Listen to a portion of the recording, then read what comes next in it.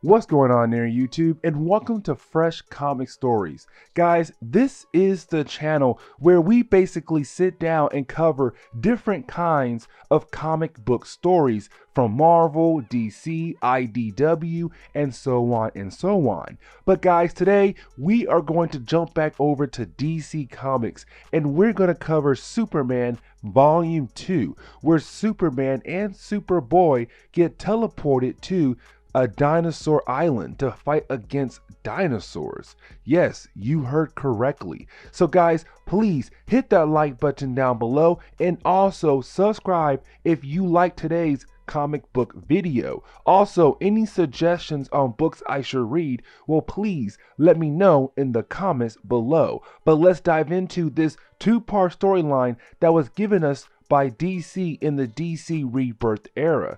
I do hope you enjoy this video.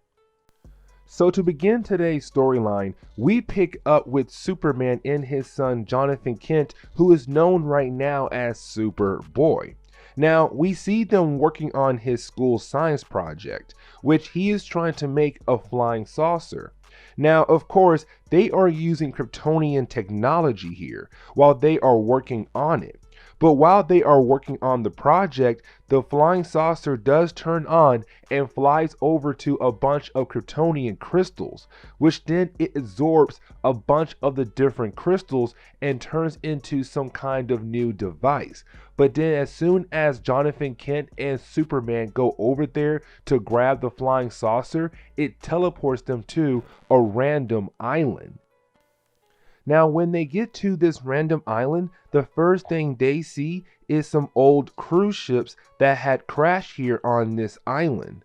But before they are able to investigate the ships, they get attacked by a huge sized fish, which for Superman, there should not be any fish this big at all. Now, they are able to handle the fish pretty quick and easy, but the question is though, why in the world are there fish this big around this island?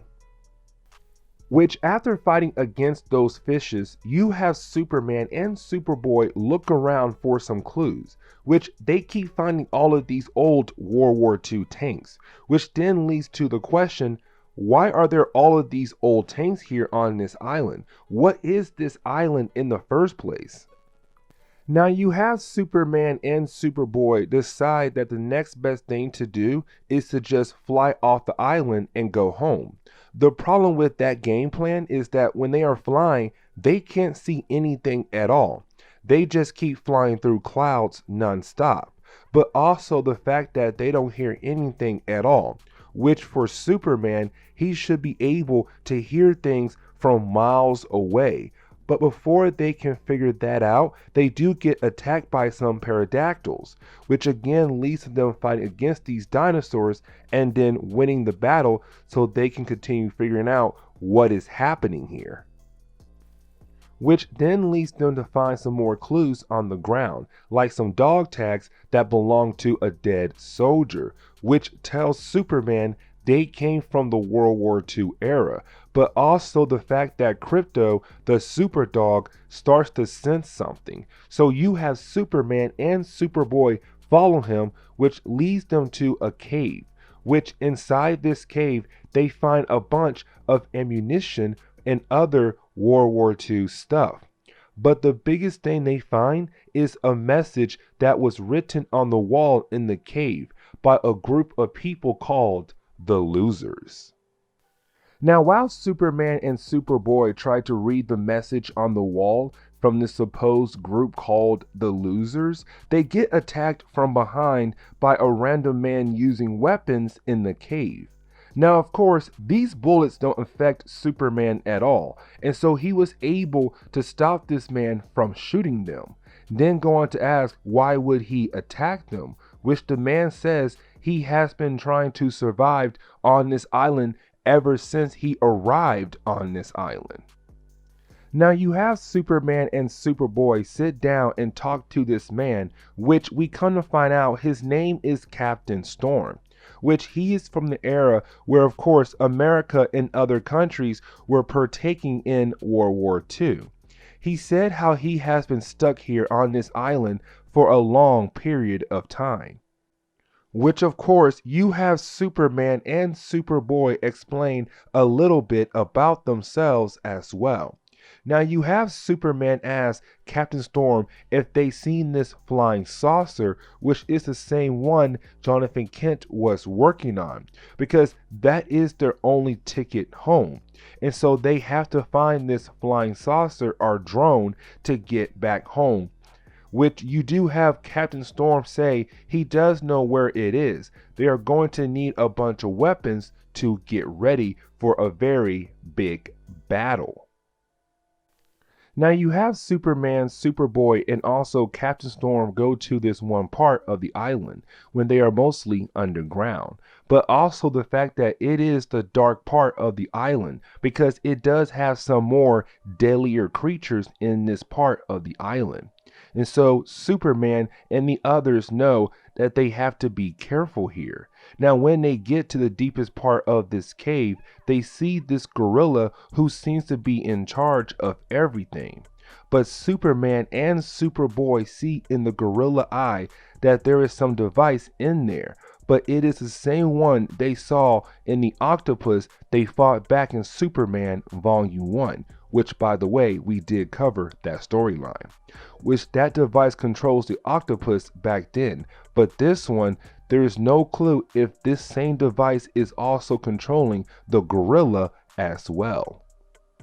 Which, of course, you do have the story get wrapped up with everyone fighting against these creatures and the gorilla, who seem to be in charge of everything.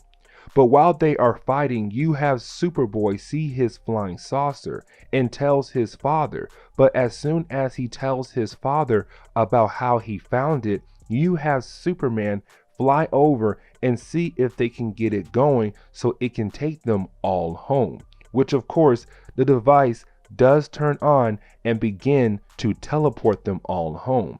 But then you have Captain Storm tell Superman and Superboy to just go on without him, because he wants to die here on this island with his fellow mates who died on here as well. And so Captain Storm dies and Superman, Superboy, and Krypto go back home.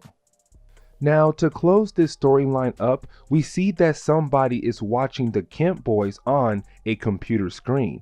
It seems like he is the person who has been controlling the octopus and also the gorilla as well. And guys, this is the end of a two-part story that DC Rebirth gave us. Now guys, to be honest, with this storyline right here, I really do like this storyline because it does continue the trend of showing Superman being a good father to his son, but also showing his son what it takes to go through tough challenges in life like this. For example, being teleported to a different island and you cannot leave that island at all, Superman had to show his son, do not give up. You will find a way home. You just have to keep pushing and find different things. You just keep looking for clues on how to get back home. Because guys, I did not mention this, but in the middle of this storyline, Jonathan Kent starts crying because he felt like he would never go back home. But you had Superman say, listen, Jonathan, we will find a way back home. You just have to keep pushing. You just have to keep finding different clues to get us back home. Do not give up. But anyways, guys, I'm gonna go ahead and wrap up today's video. So please hit that like button down below and also subscribe for more comic book stories in the near future. Also, any suggestions on books I should read, well, please let me know in the comments below. But guys, I will see you on the next comic book video. Later, guys.